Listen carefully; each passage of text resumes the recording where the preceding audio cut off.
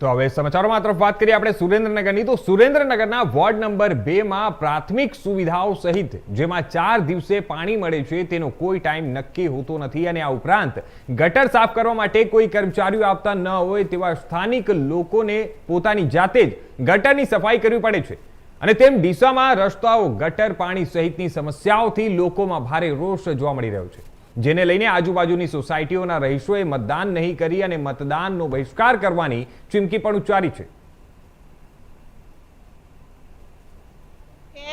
બિહાર પાક શેરી નંબર 1 માં રહીએ છીએ અને અમારે બધા ઘણા પ્રશ્ન છે। પાણીનો પ્રશ્ન છે, ગટરનો પ્રશ્ન છે, કચરા વાળવાનો શેરીમાં આવતા નથી, પછી કચરાની ગાડી બી ટાઈમસર આવતી નથી, ઘણા બધા પ્રોબ્લેમ છે અને ગટરનું પાણી ભરાઈ જાય તો છેક ઘરમાં આવે છે અને અમારે બધાને જાતે કાઢવી પડે છે અને અમારે કચરો ક્યાંય પણ નાખવો ને તો પણ અમારે પ્રોબ્લેમ છે। એટલે આ બધા પ્રશ્નો તમે સોલ્વ કરો તો અમે તમને વોટ આપીશું। અમારે 5 વર્ષથી અમારે કોણ ઉમેદવાર છે એ પણ અમને ખબર નથી, માટે મહેરબાની કરીને વોટ લેવો હોય તો અમારું કામ પહેલા કરશો તો જ વોટ આપીશું। નામ મનીષાબેન રાજુભાઈ દેકાવાડિયા છે।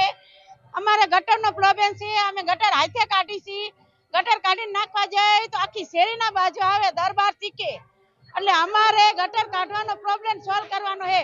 કચરા વાળાનો ટાઈમ નથી, કોઈનો ટાઈમ જ નથી ને કહેવા છે એટલે એમ કે તમને બોલતા નથી આવડતું। અમે શું મૂંગા છી, બોલતા નથી આવડતું એવું કહે છે તો અમને ઉમેદવાર એવું કહે છે કે તમને બોલતા નથી આવડતું, શું અમે મૂંગા છી?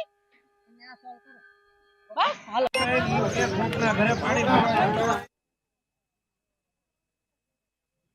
ગટરના સમસ્યાઓથી લોકો પરેશાન છે। લોકોએ જ્યાર સુધી તેમનું સમસ્યાઓનું સમાધાન ન થાય ત્યાર સુધી તે લોકો ચૂંટણીમાંથી બાકાત રહેશે અને ચૂંટણીનો બહિષ્કાર કરશે તે પ્રકારની ચીમકી પણ ઉચ્ચારવામાં આવી છે। મતદાન બહિષ્કારની સ્થાનિકો